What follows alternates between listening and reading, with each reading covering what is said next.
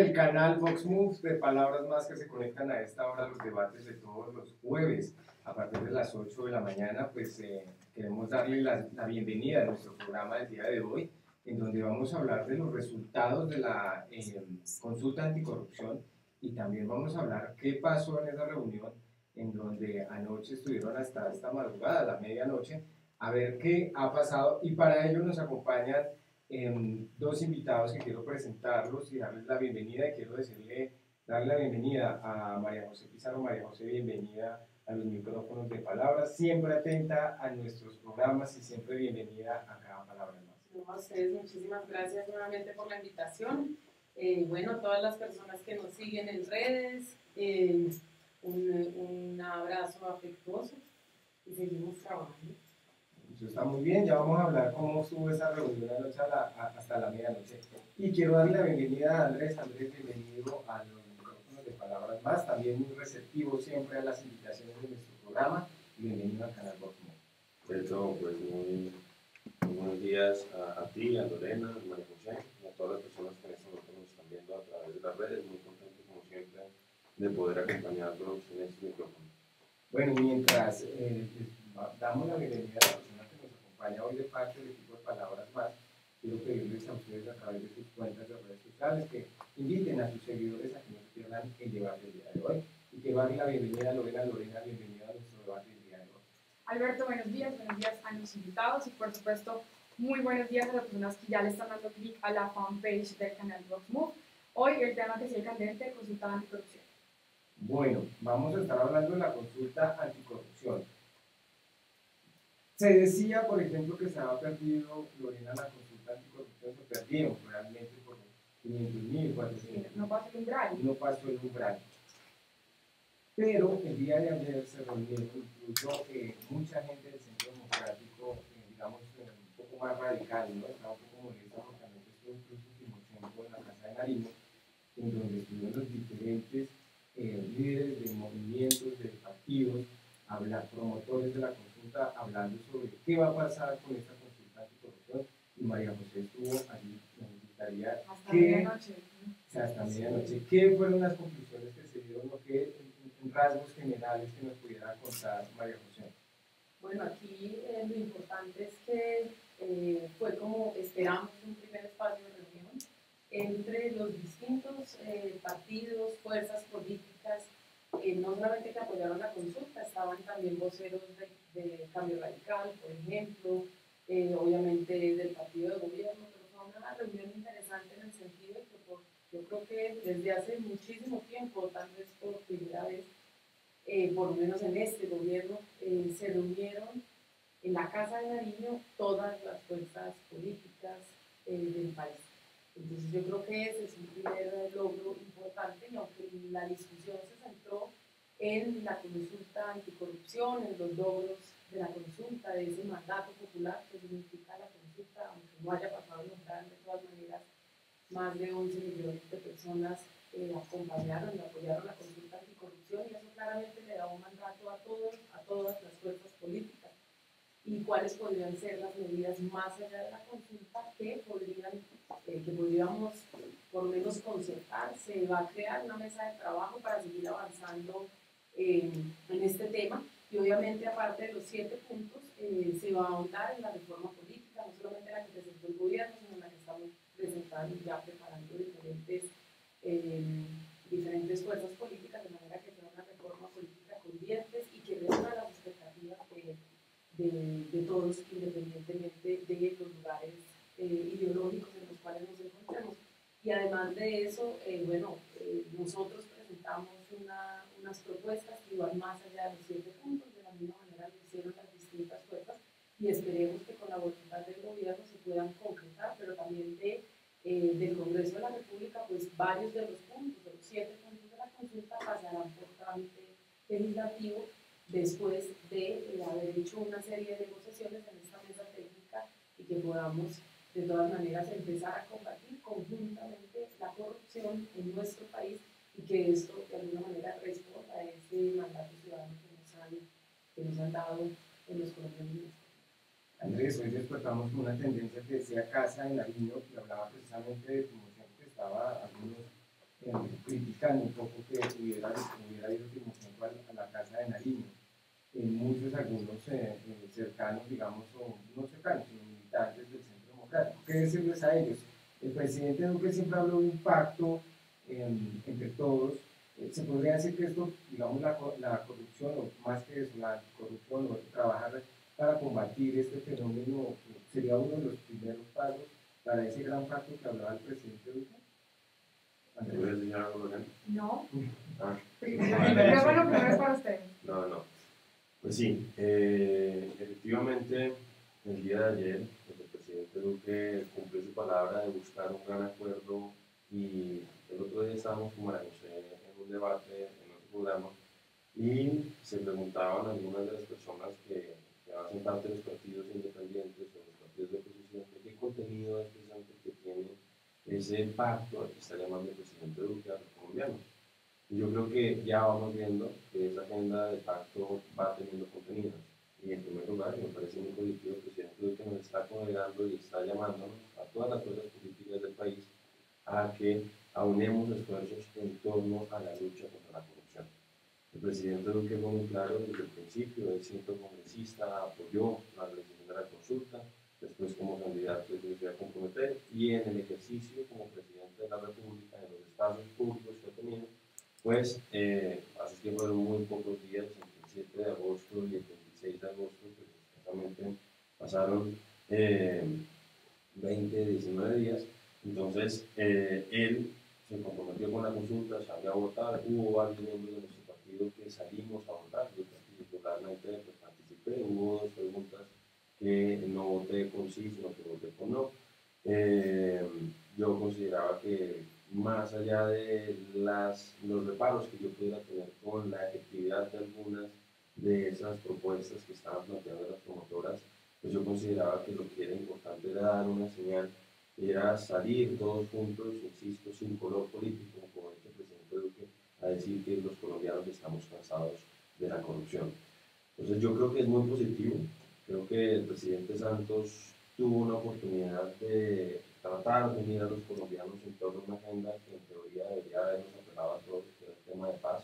Lamentablemente él terminó estigmatizando a quienes considerábamos que había elementos en esos acuerdos de La Habana que no nos gustaban y en vez de ver cómo buscábamos, sobre todo después del plebiscito, porque yo pienso que después del plebiscito se generó un espacio muy importante para buscar realmente un pacto nacional en torno a una agenda de paz. Creo que lamentablemente el gobierno de Juan Santos no fue capaz de oír ese clamor ciudadano y por el contrario terminó poniendo a través de sus mayorías parlamentarias pues un acuerdo donde el sustancial era muy similar al de La Habana, que es el de acuerdo de Castro Colón, y que pues creo que perdió esa oportunidad de unir a los colombianos en torno a una agenda común. Creo que el presidente Duque ha dado unos pasos muy interesantes, creo que ha permitido congregar a todos los colombianos en torno a esta agenda. Y algo que yo siempre dije antes de que se realizara la consulta es que yo no era partidario de estigmatizar a quienes no participaron en la consulta y que con argumentos consideraban que no había que hacerlo. Había magistrados, había políticos, había académicos, pero de una u otra manera tenían una serie de argumentos y no por eso creo yo uno debía estigmatizarlos de que estuvieran a favor de la corrupción. Ya se dio el resultado, como decías tú, Beto, no se alcanzó a nombrar lamentablemente, pero vemos que hay una disposición de todas las fuerzas políticas del país para materializar, no sé si habrá modificaciones, si se modulará o no alguna de las propuestas, pero yo creo que es muy positivo que haya un ambiente generalizado de lucha contra la corrupción. Bueno, esta mañana despertamos y hablaban, por ejemplo, que yo quiero que más o menos ustedes nos den una visión y es hasta dónde realmente se va a poder combatir la corrupción.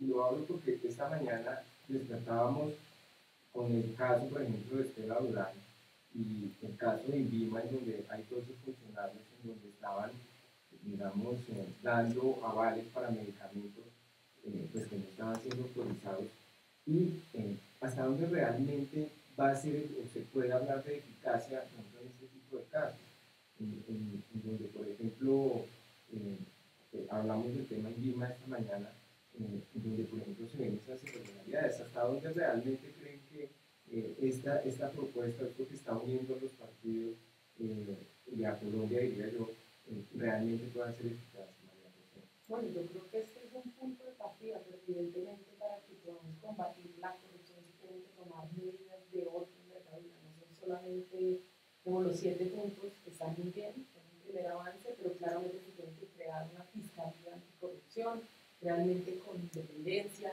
se tiene que crear,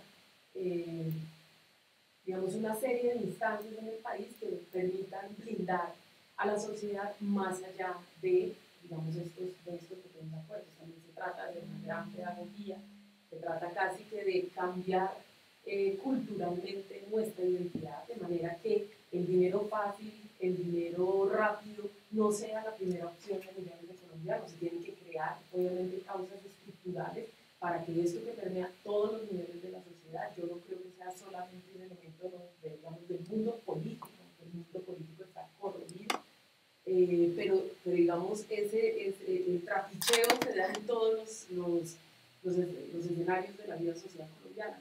Entonces yo creo que tenemos que ir muchísimo más allá. Ahora, por ejemplo, frente al tema del pacto, yo sí creo que este es un punto dentro de la agenda, pero claramente si queremos hacer un pacto por Colombia, como lo ha dicho el presidente Iván Duque, o un acuerdo sobre lo fundamental, que lo hemos dicho nosotros, con Gustavo Petro, pues claramente tenemos que poner unos puntos en la agenda que nos permitan llevar adelante una serie de acuerdos que permitan ahondar en la democracia colombiana, que no se trata de imponer, que no estoy de acuerdo, no se trata de que unos desaparezcan y los otros no, se trata de eliminar la violencia política también del escenario colombiano, del escenario social colombiano, que podamos hacer política en el marco de debates sanos y debates libres, pero claramente, y yo en eso sí coincido, creo que esto tiene que tener muchísimos más dientes y una serie de medidas de más gran calado que nos permitan realmente cambiar las dinámicas políticas del país, no solamente en lo nacional, sino también en lo territorial.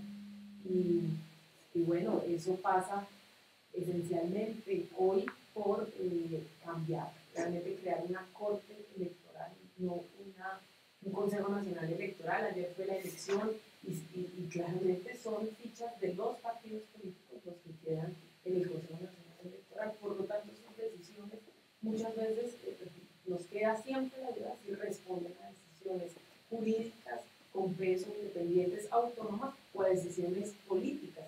No quiere decir que no podamos, con base en el contexto político, tomar decisiones jurídicas, pero lo que no puede ser es que los intereses políticos primen por encima de decisiones jurídicas. Yo creo que aquí también tiene que haber una reforma, porque hasta el sistema electoral está corrupto y eso lo vimos en las últimas elecciones, por ejemplo, legislativas, donde el mismo fiscal pone en duda ciertas digamos, elecciones o credenciales que se dan por dinámicas electorales y por un sistema arcaico en el proceso electoral. Entonces yo creo que aquí tenemos que hacer una gran reflexión de país frente al tema, claro, de la corrupción, pero el siguiente punto, y nosotros lo propusimos anoche, es el asesinato de líderes sociales, por ejemplo. En Colombia no pueden seguir matando a la gente, no puede seguir sucediendo como ha venido haciendo de una manera que se incrementa, ¿no? Que se potencia, casi que tenemos un líder asesinado por día o cada 2 días, y el siguiente punto de la agenda debería ser la protección a los líderes sociales. Finalmente, creo que el mandato no es la voluntad, digamos, de sentarse a hablar, no es la voluntad de Gustavo Petro de asistir a la reunión, o de Timochenko, o de las diferentes fuerzas que estuvimos allí reunidas anoche. Es la sociedad la que de alguna manera presiona y convoca a que las fuerzas políticas de este país por fin se sienten a concertar y a dialogar. Eso es algo que no se había hecho, yo celebro que se haya dado, pero digamos, invitamos a que escenarios como estos frente a otros temas puedan seguirse dando. Nosotros proponemos como segundo punto de la agenda el asesinato de los niños. Lorena.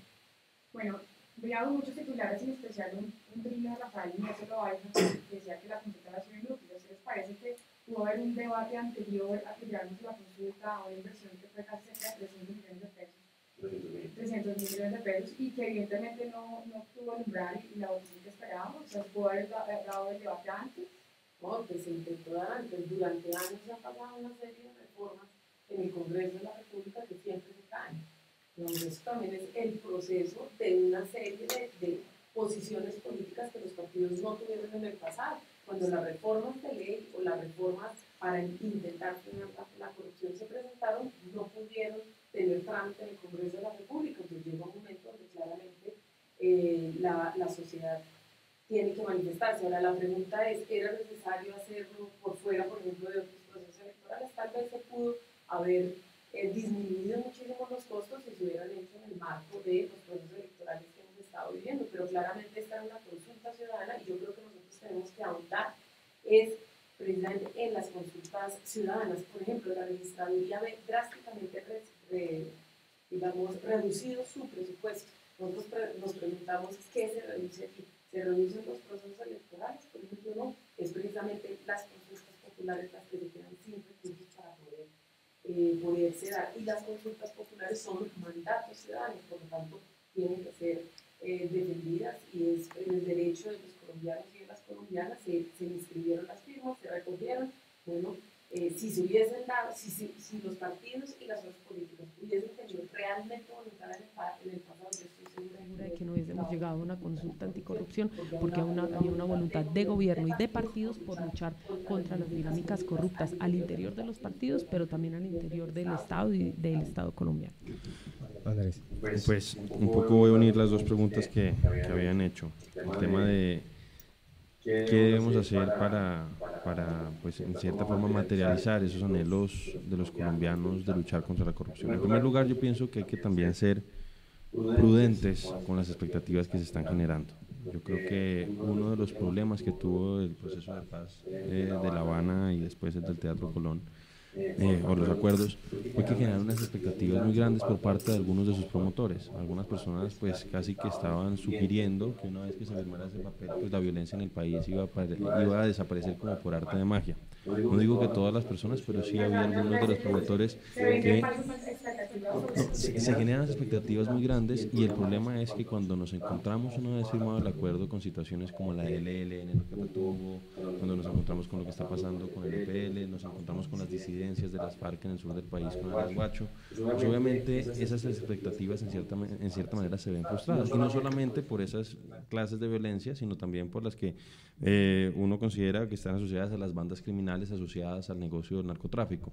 Entonces eso me parece que uno tiene que aprenderlo como antecedente en el caso de la violencia en el país. Yo siempre dije que con lo que estaba ocurriendo con las FARC posiblemente se iba a desmontar parcialmente, no de manera total, una de las franquicias criminales que había en Colombia, pero que mientras no se resolviera de fondo el tema del narcotráfico, como lamentablemente está ocurriendo, pues la violencia iba a persistir. Y hemos visto que después de firmados los acuerdos de La Habana y durante el proceso de negociación, lamentablemente en el país, los cultivos de drogas se incrementaron de manera significativa, casi que triplicándose entre el año 2012 y el año 2017. Obviamente, si uno considera, como considero yo, que la violencia en el país en cierta forma es alimentada por la gasolina, entre comillas, del narcotráfico, pues tristemente se firmó un acuerdo, se desmovilizó y eso es positivo, a mi juicio a un costo institucional muy alto, a una franquicia criminal, pero la violencia persiste. Entonces, en el caso de la corrupción, de la lucha contra la corrupción, también hay que ser claros en eso. Es positivo que haya este mandato popular, que insisto, no se alcanzó el umbral, no alcanzamos el umbral, pero pues fue una votación muy significativa, 11.600.000 votos, es una votación que nadie puede desconocer. No, y ahorita voy a la segunda parte, yo no voy a considerar que sea un fracaso, yo no voté como otros miembros del partido la realización de la consulta, así que pues no me pueden a mí acusar de que estábamos en contra antes de los 300, o sea, estamos a favor de los 300.000 millones de pesos y después estábamos en contra. Yo sí pienso que era posible, sobre todo con un nuevo gobierno, ver la posibilidad de que se adelantara una reforma en algunos de los temas. Creo que sería muy injusto decir que de aquí hacia atrás nunca se había hecho nada contra la lucha contra la corrupción. Yo creo que sí se habían tomado medidas importantes.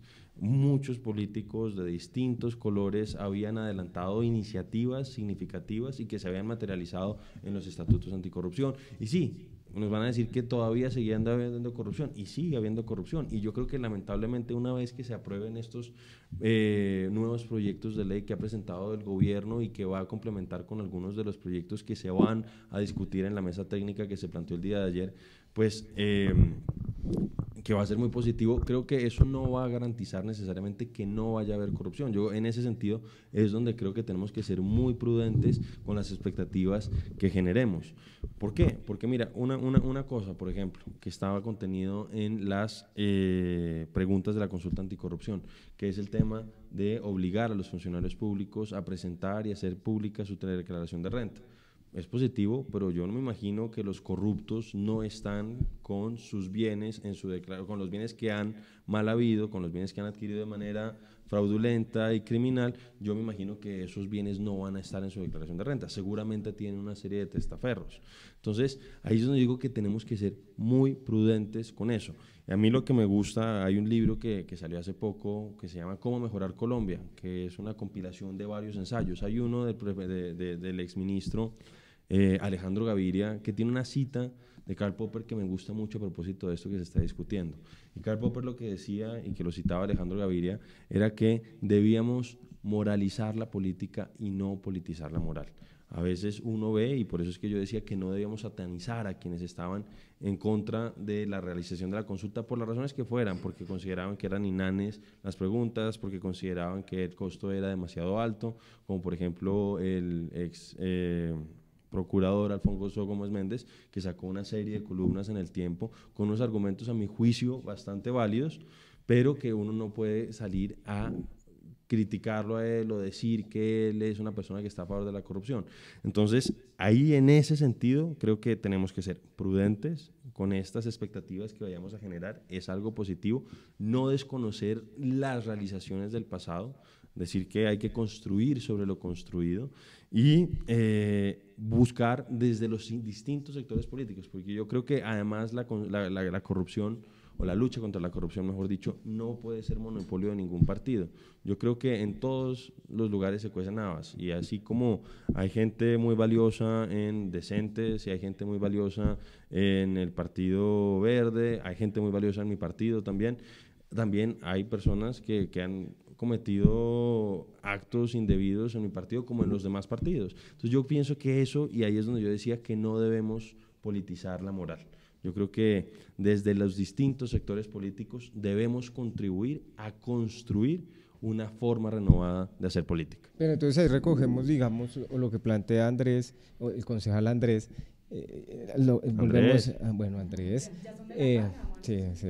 Pero entonces nos lleva a la reflexión que hacía María José, y era precisamente, se escogió hace poco, digamos ayer también, a los magistrados de la Comisión Nacional Electoral, y se hablaba entonces, por ejemplo, que 2 son liberales, que 2 son conservadores, y digamos que usted hablaba, bueno, se ha trabajado de trabajar sobre lo construido en el tema de la lucha contra la corrupción, pero entonces queda ahí, ¿va a pasar algo o va a quedar ahí como ni fu ni fla? Creo que es que yo coincido en varias cosas de las que expresaba Andrés. Por un lado, coincido en que este país tiene que dejar las estigmatizaciones de un lado y del otro. Creo que hay demócratas honestos también en todos los partidos, en todas las fuerzas políticas, que la política no tiene que ser un escenario de enfrentamiento y de odio, de estigmatización del otro, porque sabemos en este país los costos de la estigmatización. En este país a la gente la han matado en todos los bandos por lo que piensa, por su ideología y por sus posiciones políticas. Por eso han matado a la gente también en Colombia. Por eso yo estoy de acuerdo con las salidas negociadas, porque creo que tienen unos costos en vidas humanas muchísimo más reducidos. Claramente en una salida negociada nos ahorramos muchísimos muertos, por ejemplo. Entonces yo creo que también la estigmatización no es sana en nuestro país, pero también considero que hay ciertos puntos, pues sí, yo creo que son unos primeros pasos, unos avances, ¿sí? Pero no creo que la corrupción se vaya a eliminar de tajo en un país donde está realmente, hace casi que parte del ADN, de la forma de hacer política colombiana, por los 3 mandatos, pues ya lo hemos visto, si no voy yo en el primero o me meten preso, has visto los parapolíticos, pues ponen a la mujer, ponen al hijo, ponen al esposo, tienen testaferros, o sea, en este país también se le ha buscado la trampa. Entonces yo creo que son unos pequeños pasos, pero claramente se tiene que crear, digamos, tiene que haber reformas estructurales de fondo en este país, que el Estado se piense en una lógica real de combatir la corrupción, para que podamos tener un tribunal de aforados, por ejemplo, para que podamos materializar acuerdos que nosotros hemos hecho en materia, acuerdos internacionales. Tiene que haber, digamos, ir de alguna manera desmontando el andamiaje de la corrupción en nuestro país. Y eso requerirá, claro, el concurso de todos los colombianos y de las colombianas, de todas las fuerzas políticas, pero tiene que ir mucho más allá de los 7 puntos de la consulta. Es un problema de educación que le estamos enseñando a los niños. Se está combatiendo realmente cuando una persona está investigada, más bien condenada con un delito de corrupción, sale del escenario político. Tiene eso consecuencias graves para las personas, para sus familias. Tienen que regresar el dinero. Bueno, son preguntas. Las empresas que han estado vinculadas a la corrupción, tiene que salir la financiación. Les cambian el nombre y siguen con lo mismo. Exactamente, pero entonces, como te digo, son pequeños pasos, hay que darlos, es importante. Además es importante que la sociedad discuta el tema de la corrupción, pero que discuta muchos otros temas también. En Colombia, y lo vemos en otras sociedades que han hecho, de alguna manera han logrado tener 1, 2, 3 generaciones en paz, cómo hay otros temas que entran y cómo la sociedad va cambiando, va ahí sí incorporando una moral en la forma en la que se relaciona, una ética.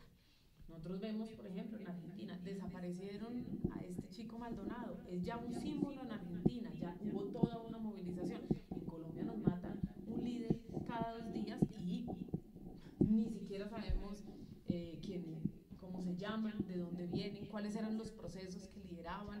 Hay una serie de preguntas que debería hacerse la sociedad colombiana, y esto es condenable, más allá de las ideologías políticas. Y claramente seguimos, yo estoy de acuerdo, somos un país que, digamos, en pos-acuerdo, no en pos-conflicto. La guerra no se terminó en Colombia, nosotros lo dijimos todo el tiempo. El fin del conflicto entre las FARC y el gobierno era necesario, pero no era el final de la guerra, porque hay otros actores armados, porque hay dinámicas violentas, y eso es lo que tenemos que superar como país. Tenemos que proteger la nueva generación de líderes que se está formando, tenemos que, de alguna manera, erradicar la violencia sistémica de nuestro país. En ese momento creo que podremos avanzar hacia otro tipo de discusiones que hemos estado postergando todos estos años por causa de un conflicto armado. El acuerdo de paz fue un primer paso, pero tenemos que ir muchísimo más allá, y es la paz que construye la sociedad colombiana. Lorena. Bueno, yo quiero hacerles una pregunta porque no nos faltó mucho para alcanzar el umbral. ¿Qué creen ustedes que hizo falta para que esta consulta tuviera más apoyo? Nos han dicho que no es una bandera de un solo partido, sino que es algo que nos toca a todos, pero ¿qué fue eso mínimo que nos faltó para llegar, digamos, a cumplir esa meta? Pues bueno, yo creería que primero tiene que haber una conciencia de la importancia del voto en nuestro país. Yo creo que aunque nosotros sacamos 8 millones de votos, Duque sacó 10 millones, aún así 18 millones de votos, teniendo en cuenta la población y el censo electoral, es mínimo.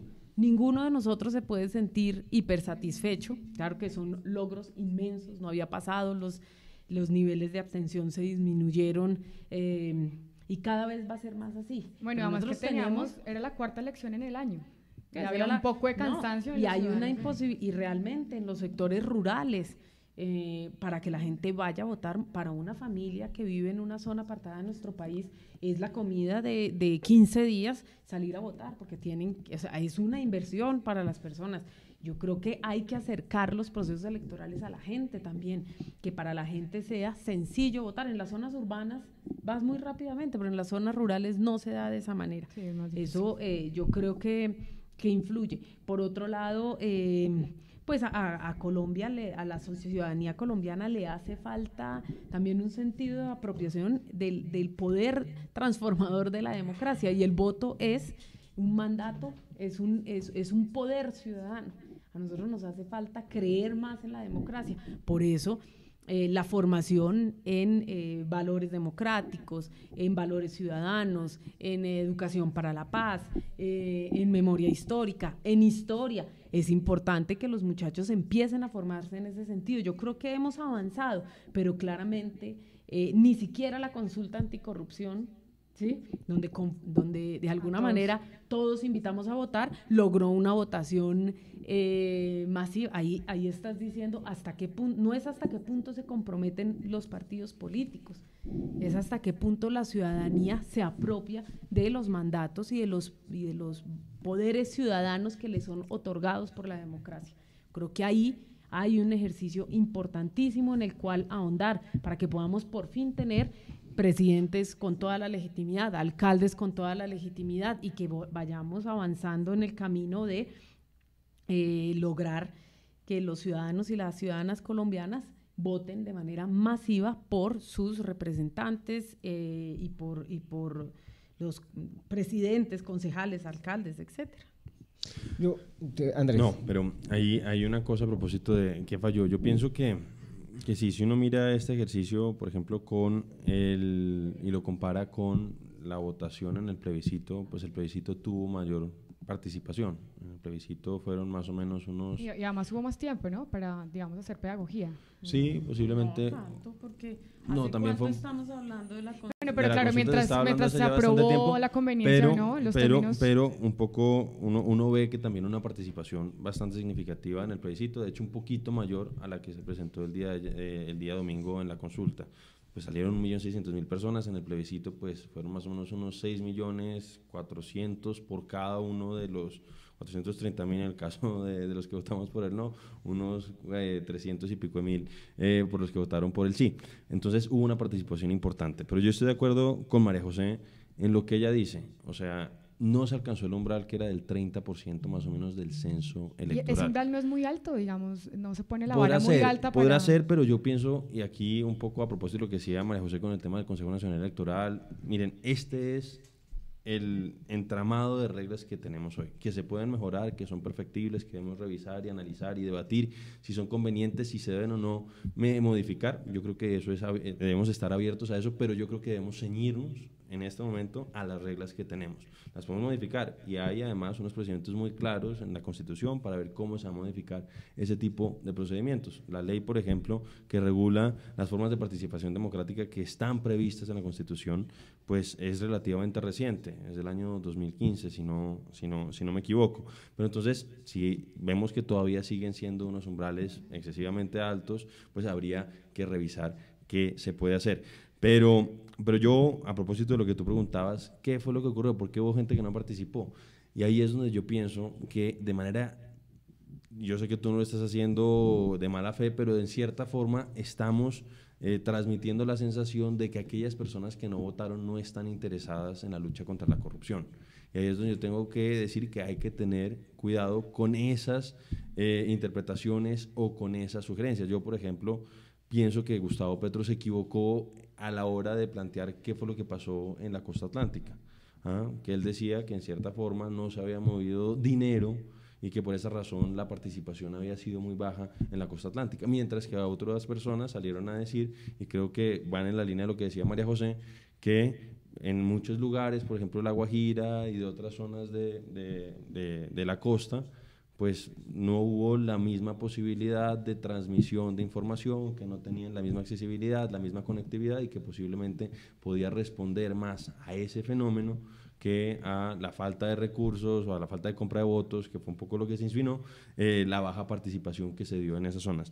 Pero entonces yo creo que lo importante fue, sacamos 11.600.000 votos, es una votación muy importante, pero creo que no debemos tampoco desconocer que hubo mucha gente que también está en contra de la corrupción, y puedo poner casos de magistrados, por ejemplo, que no estaban de acuerdo por razones, por argumentos académicos, por argumentos que ellos pues sostienen y que parece que son razonables y que no por eso vamos a decir que están en contra de la lucha contra la corrupción. Y miren, hay muchas medidas y que hay gente que ha cambiado su postura. Por ejemplo, en el caso del referendo que se adelantó al principio del gobierno del presidente Uribe. Yo creo que hubo unas preguntas importantes, que hubo gente que hoy apoyó la consulta y que en su momento no apoyó esas preguntas. Una, por ejemplo, que yo creo que es importante que reflexionemos y que son propuestas que en cierta manera son de rediseño institucional.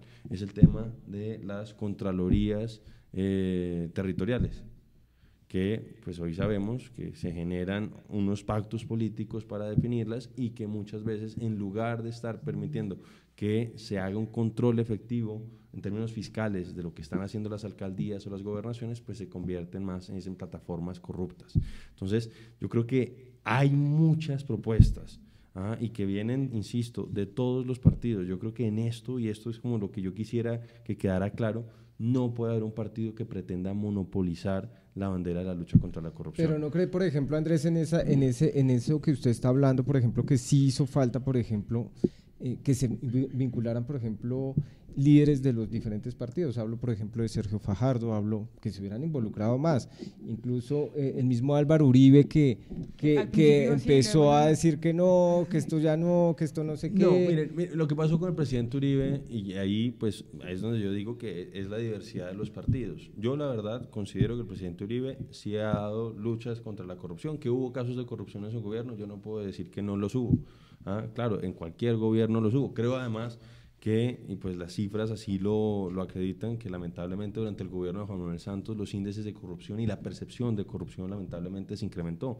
Hemos visto, y yo creo que un poco lo que ocurrió el día domingo, pues responde a ese hastío que tenemos los colombianos con la corrupción, que ya hasta los magistrados de las altas cortes, ya hay hasta un cartel de la toga, incluso hubo un cartel un cartel de la paz, un cartel de la paloma, donde lamentablemente se estaban robando y se estaban desviando recursos que estaban orientados a la realización, a la materialización de los acuerdos de La Habana. Entonces, yo sí creo que hay una situación crítica y que responde y que esa representación o esa votación tan alta responde a ese hastío que tenemos. Pero lo que decía es, sí, hubo algunos, como el presidente Uribe, que salieron a decir que no estaban de acuerdo, y ahí es donde yo digo, y por eso planteaba que el presidente Uribe en el pasado también había tenido unas medidas muy fuertes también en contra de la corrupción, precisamente en un marco de diseño institucional que él consideraba que se prestaba a la politiquería. Sí, pero entonces, a lo que me refiero, Andrés, es por ejemplo... Pero en el caso del presidente, y yo lo digo, el presidente Uribe decidió no votar dentro del Centro Democrático, respetable, pero al mismo tiempo el presidente Duque, también del Centro Democrático, presidente electo por el Centro Democrático, salió e invitó en todos los espacios que pudo a que la gente votara la consulta anticorrupción. Que posiblemente hubo algunos líderes que no participaron tan activamente o no hicieron una campaña tan vehemente, pues creo que sí pudo haber pasado, pero pues pudo haber respondido a distintas dinámicas, que por ejemplo no estaban totalmente convencidos de la eficacia de las medidas puntuales que se estaban planteando. Hay quienes dicen que sí, que las que estuvieron liderando principalmente fueron Ángela y Claudia, y obviamente pues ellas eran las autoras, entre comillas, de la iniciativa, pues ellas sí le pusieron, entre comillas, más perrenque que otras personas que se sumaron. Pero, insisto, yo creo que ya dejemos de lado si esta es una votación que pudo haber sido mayor, fue una votación muy significativa, creo que se están viendo concretamente resultados que surgen de ella, que están haciendo que en este momento, pues, esos recursos, por ejemplo, ellas dicen que se nos vamos a ahorrar esos 50 billones de la noche a la mañana con esto que ocurrió. Yo creo que lamentablemente eso no va a ser así. Yo quisiera que fuera así, pero pues también, y ahí es donde digo que tenemos que tener mucho cuidado con esas expectativas. Pero yo, un comentario muy pequeño antes de dar la palabra a María José, y es... Yo fui jurado de votación, y cuando uno está en los puestos de votación ve que los líderes se acercan muchísimo a la zona y están, digamos, haciendo pregoneo y están pendientes de la votación. En esta oportunidad no hubo ni uno. Por eso pero no pasaba, no sé si leerlo como bueno o malo. No, yo quería decirte, y es algo, cuando tú acostumbras a la sociedad colombiana a que el voto es una mercancía, la gente está esperando la plata para movilizarse, porque si no me pagan, pues no me muevo. Y eso... podrán decir, yo sí creo que hay zonas del país donde esto está, digamos, de alguna manera arraigado en la sociedad.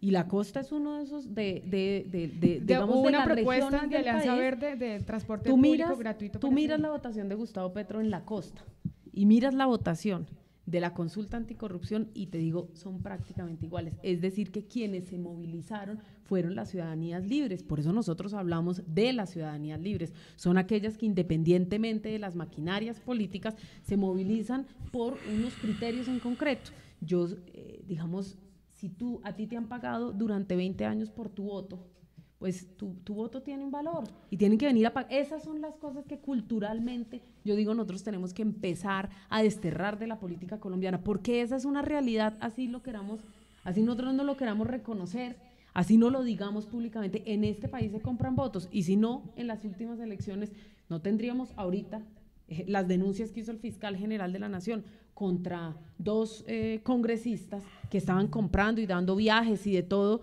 para poder llegar al Congreso, y no tendríamos, no sé, los videos que ustedes vieron de la gente repartiendo plata, y no tienes entonces a los líderes, a la gente allí. Pues aquí hay una dinámica corrupta en el proceso electoral.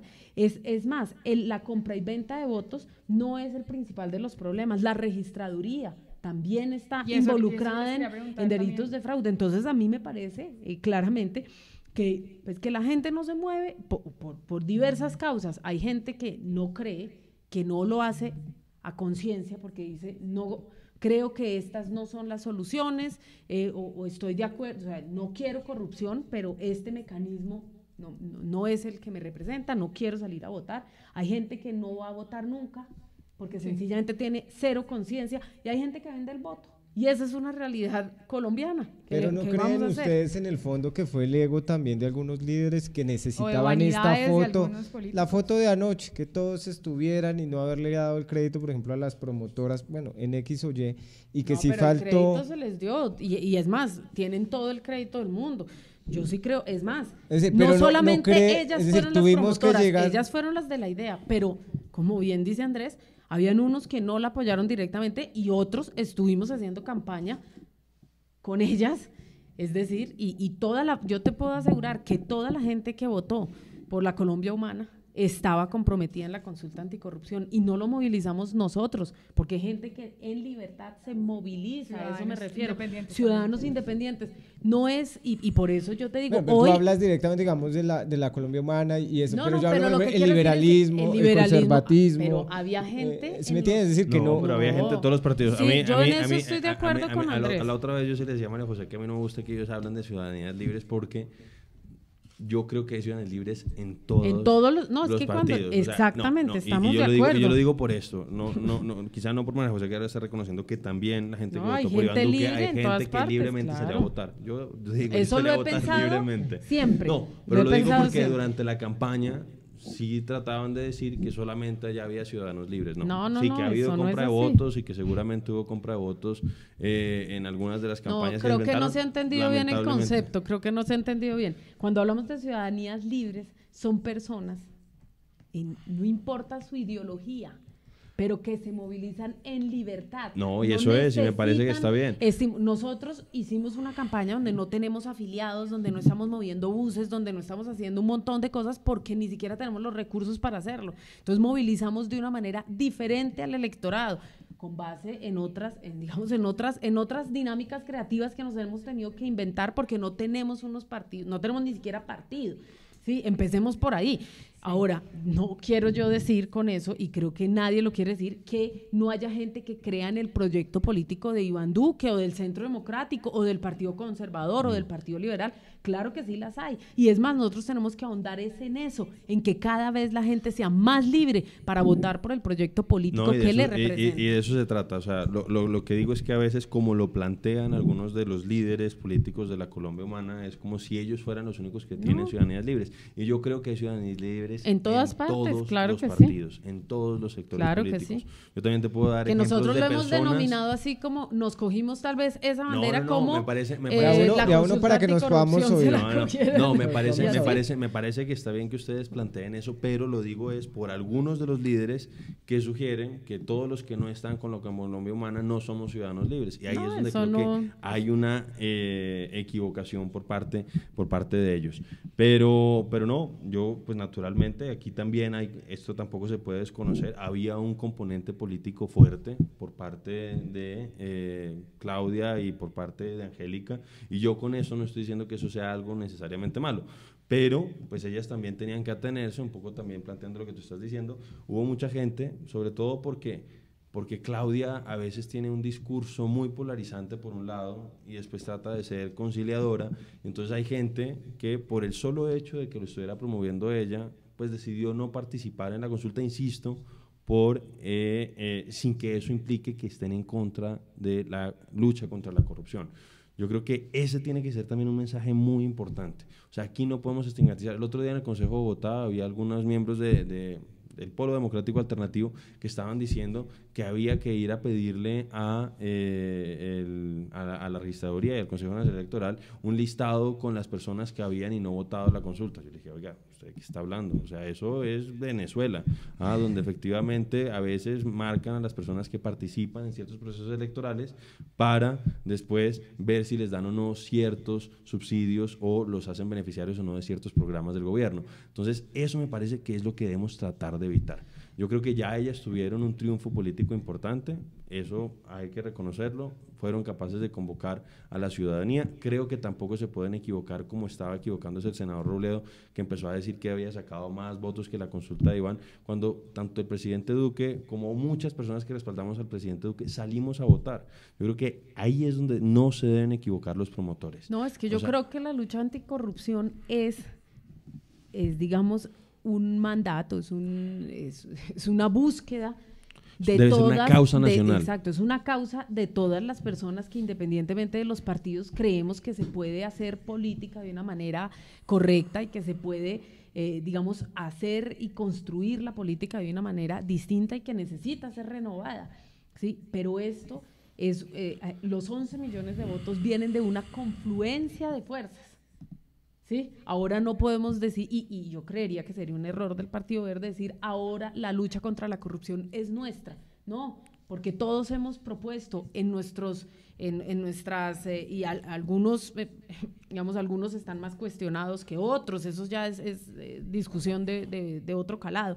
Pero aquí todos hemos incorporado en nuestras propuestas de partido, entre nuestros planes de gobierno, por eso acompañamos una u otra fuerza política con base en unos ideales, y la lucha anticorrupción debe ser transversal a todas las fuerzas políticas, no de un partido en concreto. Yo ahí creo que ellos abanderaron, ¿sí? Pero también es cierto que todos nos sumamos. ¿Por qué? Porque lo consideramos ético, no porque busquemos réditos políticos. Sí, es porque consideramos ético y además porque fue legítimo el proceso, tal y como ellas lo lideraron, el Partido Verde y las promotoras. Fue un proceso legítimo. Lo intentaron por la vía legislativa, finalmente fue aprobado en el Congreso. O sea, surtieron todos los trámites para llegar a este momento y además le pusieron muchísima fuerza, muchísimo empeño. Pero los 11 millones de votos son de ciudadanos que no están apoyando. Es un poco como el plebiscito por la paz. Yo vuelvo al plebiscito. La gente que apoyó el plebiscito por la paz no obligatoriamente estaba apoyando los megapunto, o estaba apoyando a las FARC o estaba apoyando al gobierno. La gente votó por la paz. No, y, ¿sí? Y quienes no votaron también lo hicieron porque no creían también votamos en por ese la paz. proceso. Exacto. Votamos por una paz distinta. Concepción distinta. Muy bien. ¿Cómo se ve la paz? Es otra discusión. Sí. Pero lo cierto, aquí la gente votó por la lucha anticorrupción. No votó por Claudia o no votó por el Partido Verde, lo votó por en contra de la corrupción. Pero ahí incluso ya le tocaban el tema del plebiscito al concejal. Pero me parecía incluso más importante. Yo personalmente el día domingo voté como un acto simbólico, porque insisto, yo estaba en desacuerdo con algunas de las preguntas. Una puntualmente, por ejemplo, considero que no hace parte de la lucha contra la corrupción. Creo que uno la puede plantear en el marco del debate de eliminar diferencias excesivas en términos de equidad, que es el tema de la disminución de los salarios de los congresistas, porque creo que incluso no hay ningún manual de lucha contra la corrupción que sugiera que para luchar contra la corrupción hay que bajar los salarios de los congresistas. Eso, por ejemplo, a mí me parecía que sí, es una pregunta taquillera, llamativa, la gente está cansada de los políticos, considera que se ganan mucha plata y no hacen mucho, pero insisto, eso me parece que no era una forma de luchar contra la corrupción, que uno pueda plantearlo como una forma de resolver problemas de equidad, claro que sí, pero se genera porque no solamente, ellas decían que solamente era para los congresistas, pero creo que hay unas disposiciones legales y constitucionales Los que altos prevén cargos. que no hay nadie dentro del Estado que pueda ganar más recursos o más dinero que un congresista. El tema es que si queremos atraer a la mejor gente del partido Tú lo que político necesitas de son que sea, congresistas trabajando. no, exactamente, y ahí es donde yo planteo, Preparados. y ahí es donde no, pero no solamente eso, No, yo no te digo, sé. por ejemplo, porque si eso afectaba, por ejemplo, los recursos o los salarios, perdón, de otros funcionarios, mucha gente capaz, preparada, que ha hecho maestrías, que ha hecho doctorados, pues les va a costar mucho más hacer el tránsito desde el sector privado al sector público, a hacer un ejercicio durante un tiempo donde se exponen a que los vayan después a responsabilizar por cosas que a veces ni siquiera es responsabilidad de ellos, sino de algún funcionario de segundo orden o de segundo nivel que hace una cosa, muchas veces no malintencionada, otras veces sí, pero que finalmente los puede terminar poniendo en la cárcel. Entonces, eso, por ejemplo, yo no estaba de acuerdo con eso. Yo ya les planteé la otra, que era que una que considero que sí, que es interesante, que es importante que se presente la declaración de renta por parte de todos los funcionarios públicos, pero creo que eso no va necesariamente a acabar con la corrupción. Ahí yo sí estoy de acuerdo con María José, que en el caso mío, por ejemplo, fue un voto simbólico. Yo salí a decir No, lo vimos que en su historia de Instagram. Ahí. Yo dije que salí Yo a lo vi sin votar. marcar, pero se le pregunté, bueno, ¿cuáles votó que sí? Salí, ¿Cuáles votó que salí, no lo había hecho todavía, Sí. salí a votar que estaba en contra de la corrupción. Pero me pareció incluso que era más interesante este ejercicio que el del plebiscito, porque el plebiscito, como decía María José, fue en bloque. Aquí por último había unos contenidos específicos y uno podía decir sí, no, sí, no, sí, no, que fue lo que nosotros dijimos a propósito del plebiscito, que se podía hacer un referéndum. Porque, y aquí yo quiero dejar claro lo siguiente, todos los colombianos anhelamos la paz. Se los digo, yo creo que todos hemos sufrido de una u otra manera los coletazos de la violencia. Unos pues tuvieron que salir del país, yo por ejemplo tuve que salir del país más o menos unos 16 años, en el caso pues de María José también ha tenido naturalmente una situación muy dramática y también saliste del país. Por eso todos los colombianos, yo creo, o prácticamente todos, hemos de una u otra manera sufrido los coletazos de la violencia, así que todos anhelamos la paz. Lo que pasaba en el caso de los acuerdos de La Habana es que había algunos que considerábamos que no se estaba necesariamente sentando la base o la plataforma para garantizar una paz estable y duradera como rezaba la pregunta del plebiscito, sino que por el contrario, por los altos niveles de impunidad, y con esto nosotros estamos de acuerdo con que haya justicia transicional, pero que tiene que haber justicia. A mí, por ejemplo, me pareció lamentable lo que ocurrió hace poquito con la Corte Constitucional, que dijo que las personas que habían cometido crímenes atroces contra niños y contra mujeres, violaciones, pues iban a tener pues este trato preferencial, que en la práctica pues ellos van a denunciar, van a reconocer que hicieron una serie de aberraciones con niños y niñas, y pues no van a tener que pagar un solo día de cárcel, van a tener penas alternativas. Eso, por ejemplo, era algo a lo que nosotros nos preocupaba y que, insisto, eso no significaba que estuviéramos en contra de la paz. Eso significaba que nos parecía que eso podía sentar un mal precedente que pudiera ser la semilla y la paridera de nuevas violencias. Bueno, pero deja un resultado, diría yo, digamos, yo quiero hablar después precisamente de eso, la labor del registrador. Nos queda poco tiempo. Ya nos queda, pero la última. ¿Cómo vieron correcta o no lo que hace el registrador de anunciar antes de la finalización de la jornada cómo iban votando? A mí me preguntaban cuántos votos lleva esta mesa. Yo decía, a mí me preguntas, no hay que esperar al final. A mí me preguntas, y es que la labor del registrador está cuestionada por lo menos desde las elecciones legislativas. A mí me parece que ha tenido, o sea, a mí me parece que el papel del registrador está en cuestión, no solamente por esto. Han habido una serie de acciones, yo sí... Las fotocopias, bueno, ha pasado de todo. No, pero además Claudia López impugnó los resultados porque al parecer... la impugnación. Sí, pero no. Bueno, pero como una crítica sí también... Yo desconozco la letra menuda de qué es lo que dice la legislación, pero por ejemplo, durante la segunda vuelta, sí me acuerdo que el registrador salió un par de veces a decir más o menos qué afluencia había habido en los puestos. Lo que pasa es que esta era más importante porque era el umbral o no para que pasara la consulta. pero por ejemplo yo creo que mucha gente que vio que estaba abajo pudo haber salido. Yo creo que es muy difícil saber cuál fue el efecto de esa salida del señor registrador. Hubo algunos colegas y miembros de mi partido que se adelantaron y dijeron que eso había sido un fracaso, y por el contrario vimos que fue una votación bastante alta, que no alcanzó el umbral. Eso también hay que Oye, decirlo. es que aquí no es un problema de que si el registrador sale y dice que ya pasamos el umbral, entonces la gente dice, ay no, yo me quedo en la casa. ¿Ya para qué voto? La solución no es esa. Exacto. La solución es que la gente salga a votar porque tiene conciencia del voto, no porque el registrador te dice que ya superamos el umbral o que no lo superamos. No, pero tiene que haber unas reglas. Y el registrador está Es que en en duda especial por para otra esta elección. elección. No, pero tiene que haber unas reglas claras. ¿En qué sentido? En que yo sé que lo hizo durante la segunda vuelta presidencial, no me acuerdo si en la primera también, pero me acuerdo en la segunda, que más o menos dijo cuántos habían salido a las 11 del día, y ahí uno hacía unas proyecciones. Ahí además, pues acuérdense que hubo partidos del Mundial, entonces la gente pues estaba muy expectante, que posiblemente no votaron temprano, sino que votaron un poco después. Había una expectativa grande. Pero si está prohibido por ley, no lo pudo haber hecho ni en la segunda vuelta ni ahora. O sea, eso yo pienso que hay que... O tendríamos que revisar que... No, por eso hay que revisar concretamente qué dice la legislación sobre si el registrador puede o no puede hacer ese tipo de anuncios en el marco de la realización de un ejercicio electoral, y si no puede ni ahora en la consulta ni antes de haberlo hecho en la segunda vuelta presidencial. Ahí yo pienso que independientemente de los efectos no podría haberlo hecho si es que está prohibido. Ahí hay que revisar bien las temas leyes. como el voto obligatorio, como el voto electrónico. Tenemos un sistema de un mecanismo electoral arcaico. Pero yo creo que fue bastante, o sea, pero aún así no más era... allá de las críticas que uno puede hacerle, por ejemplo, en el tema de la consulta. No, pero el formulario 14, el formulario 21, sí, el formulario el no sé qué, el llamado por teléfono, pero la fíjese que quemazón fue de votos relativamente, en Corferias, fue relativamente rápido.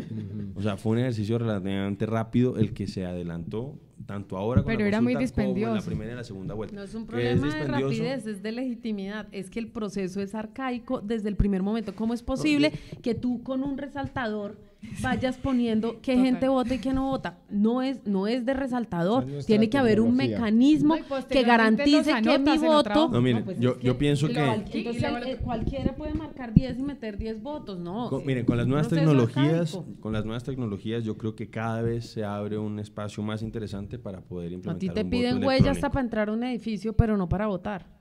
Sí, por ejemplo. No, de acuerdo. Creo que es cada vez más interesante lo que se puede hacer. No, porque antes también, por ejemplo, en el caso de Venezuela, en el caso de Venezuela, creo que el voto es electrónico. En el caso de Venezuela, creo que el voto es electrónico, pero está cuestionado. Pero ahora con las tecnologías blockchain y todo ese tipo de cosas, creo que se le podría dar tranquilidad a todos los participantes del proceso electoral de que no va a haber modificación en los resultados y que no va a haber modificación en los votos que emita cada una de las personas. Pero el solo ejercicio de votar es confuso, porque en mi mesa, bueno, era la mesa de los abuelitos y las que más votaron nada más.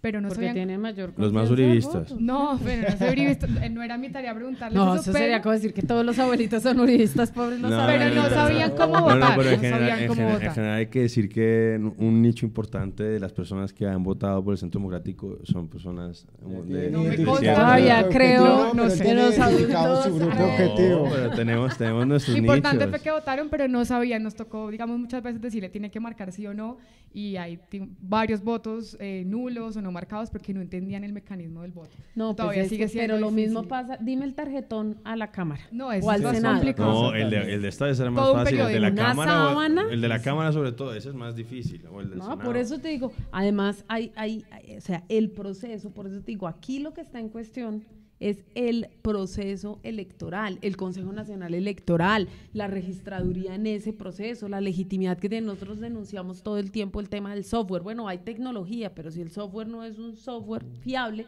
pues entonces ¿de qué nos sirve la tecnología? O sea, aquí hay un proceso arcaico. No puede ser que se te acaben los tarjetones y termines sacando fotocopias. No puede ser, no puede pasar. Esas son las cosas que la gente mayor, los abuelitos uribistas, por ejemplo, no todos, los abuelitos, mi abuela no era uribista, pedan y puedan votar desde su casa. Que la gente que está en situación de discapacidad en Puerto Colombia, Amazonas, pueda acceder al voto. O sea, eso sería lo ideal, pero amanecerá y veremos, y como amanecerá y veremos qué pasa también con la corrupción, a ver si realmente todas estas medidas que van a tomar va a bajar por lo menos un poquitico. Pero si no, lo que se va a generar es unos grandes niveles de insatisfacción. y no contra un partido contra el otro, sino porque Contra el el sistema Estado fue político en general. incapaz de asumir unas medidas de Pero largo miren, aliento de gran calado. Para yo hago la cerrar, última- para yo- sí, cerrar, yo nos cierro vamos. con esto y hago la última cuña. Miren, por un lado es muy bueno el tema de la legislación, pero no podemos caer en el fetichismo legislativo en el que muchas veces hemos caído en Colombia. Pero por otro lado, creo que también el presidente Duque en este momento podría, si hubiera sido Gustavo Petro, posiblemente también lo hubiera hecho, pero en este momento creo que hizo un ejercicio importante, distanciándose de la elección del señor Contralor, y además habiendo definido un gabinete sin haber tenido en cuenta un ejercicio de milimetría política. Creo que eso también es positivo y eso también va en la misma dirección. Vamos a ver qué resultados se terminan dando. Y ojalá qué se aleje dinámicas cada se vez dan, del Frente Nacional, sería un ideal. ¿Qué dinámicas se terminan dando? Porque pues vamos a ver, por ejemplo, si el Congreso decide tramitar proyectos, no digo aprobar, sino tramitar proyectos y no trata de hacerle un plan tortuga a cuenta cómo de se esta miden decisión esas política que se fuerzas toma. allá? Acá los usuarios y los Yo que sí nos quería están viendo dicen decir que una también la cosa. Comisión Nacional es corrupta. Bueno, aquí mejor dicho. No, es que es cierto, pero yo Para hoy quiero cerrar, hacer María una José. reflexión porque les hablé de los líderes asesinados. Colombia tiene más de 80.000 desaparecidos y hoy se conmemora el Día Internacional del Detenido Desaparecido, establecido por las Naciones Unidas, y yo os invito a todas las personas que nos siguen en este programa, pero a la ciudadanía que se manifieste, porque tenemos unas cifras dramáticas, porque no podemos permitir ni un solo desaparecido o desaparecida más, pero además porque tenemos una comisión de búsqueda de personas dadas por desaparecidas y todavía hay, si hay más de 80.000 desaparecidos, muy seguramente hay más de 160.000, más de 400.000 personas en nuestro país que siguen esperando a sus seres queridos. Entonces, hoy es un día para hacerle un homenaje a todas las personas que siguen estando desaparecidas y rechazar la desaparición forzada, rechazarla en nuestro país de manera enérgica. Entonces yo sí me quería despedir con Bueno, eso, claro porque que sí. María José, Bueno. porque ese era el tema con el que iba a cerrar. Cerremos, Y además en va, Bogotá muchísimas actividades en conmemoración a las personas que todavía no encontramos. Bueno, yo quiero agradecer a nuestros invitados el día de hoy. Muchísimas gracias siempre por estar en este llamado. Ya saben ustedes, todos los miércoles, jueves, de 8 a 9 de la mañana. A todos muchísimas gracias. Pueden seguirnos @. ¿Qué pasó? ¿Qué nos dice la Es que la directora encargada me da un espacio chiquitico para hacer la jornada, la campaña sobre la recolección de libros. Por favor, Lorena. Se contacta con Beto, libros de primaria, cuentos, enciclopedias que tengan para la Fundación Jornal. Bueno, ya saben, entonces, libros, los que tengan libros a donar también. A todos muchas gracias. Pueden seguir @palabrasmas, @Canal Voz Mu. Muchísimas gracias a nuestros invitados. A Lorena, muchas gracias. Nos vemos el próximo miércoles. Chao pues.